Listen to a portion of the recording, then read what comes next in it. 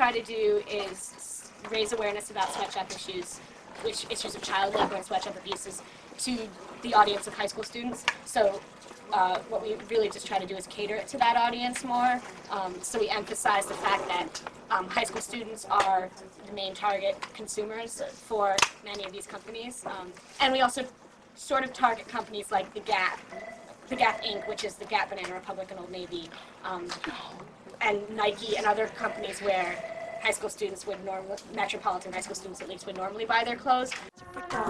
Yo, up next we got Stacy Dawn from Brooklyn, wearing ice jeans, two to the little white beaters.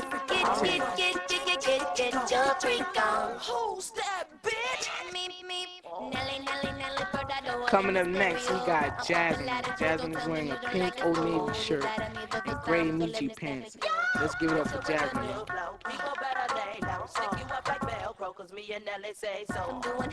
Next up, we have Sharazon, living it up in the Harlem world. He's wearing a burgundy and black Giovanni outfit. Let's give it up to Sharazon.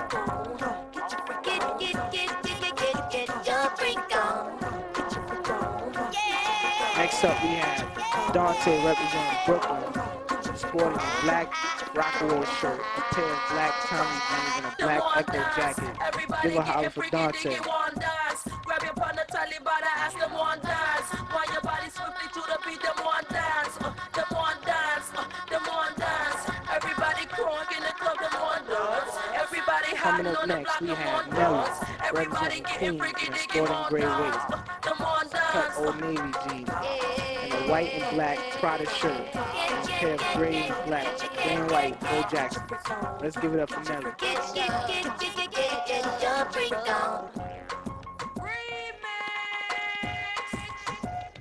Up next again we have Jasmine, a navy blue polo shirt and white Levi jeans.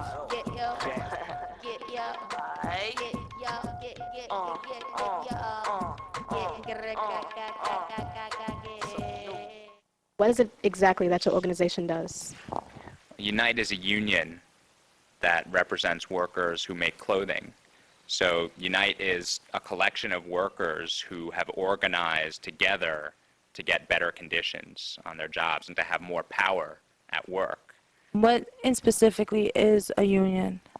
A union helps workers to protect their rights as workers and make sure that they get decent wages and decent benefits like health insurance, and that they're not abused or mistreated on the job, that they have a safe and healthy workplace.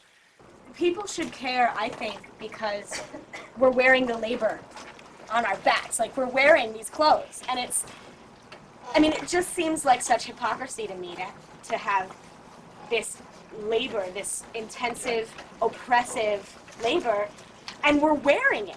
Okay, but do you try to find clothes that are like made in the USA, because those are... I have never seen a tag with anything on it that has ever said made in USA. Never. In any of the stores, Atrium, DKNY, anywhere, nowhere. I worked up at DKNY on 60th and Madison, nothing made in the USA, even if you're buying it for $1,000.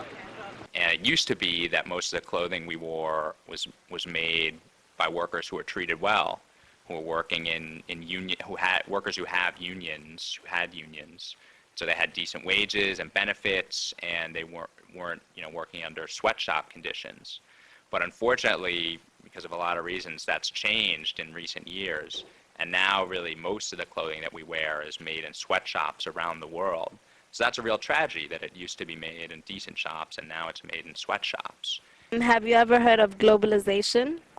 Basically, I guess when countries go global, they take their shops and their productions to other countries and things like that. So like a company could be centered in New York City, but a lot of their clothes would be made in the Philippines or something like that. Are you familiar with the term race to the bottom? Yep, the race to the bottom is the way that the companies pit workers in one country against workers in another. And I like to call it a reverse auction, where rather than auctioning, like, so I'm paying the most for, a painting or something like that, rather as workers, we auction ourselves off for who's willing to accept the worst wages, the lowest working conditions, the fewest benefits, right? No health care, no benefits for the environment, right? So it's really a reverse auction that pits workers here against workers in Mexico, and workers in Mexico against workers in El Salvador, and workers in El Salvador against workers in China. The point isn't to get the companies to pull out. It's really a tragedy that they're there and that they're ruining these societies. But once those countries are in there, I mean, once the companies are in there, there's nothing you can really do about it. And if they were to pull out, then all these people working in the sweatshops would lose their jobs. And I think that's something that we have to make clear, that we don't want the companies to pull out. We want them to pay these people a living wage, which for your average garment of clothing would cost anywhere from like 5 to 25 cents more per garment, which is not that much at all. The companies talk about the people, the consumer's not going to pay it. I personally wouldn't mind paying an extra 12 cents. Expensive clothes made with cheap labor. Guatemala, China, Indonesia, and Asia. People being used and scared to form a union. Elders, adults, and even young children. Even though we know what's happening, why don't we take action? Supporting these companies and wearing their fashion. Trying to keep it up so people won't start snapping. Paying all this money for a tag and a logo. Armani, Gap, Calvin Klein, and Polo. While all these people work 18-hour shifts, getting paid 10 cents and no breaks to piss, eat, sleep, or take care of their kids. Yet we buy these clothes like that's the way it is. Somebody got to do it, but not like that, using people as slaves, and we're past them days. Okay, are you aware that the clothes you're buying are made overseas in sweatshops where the workers are getting paid 30 cents an hour to make these clothes? Yeah, I understand that, but that's not, you know, they don't bring it to us like that, so we don't really think about it like that.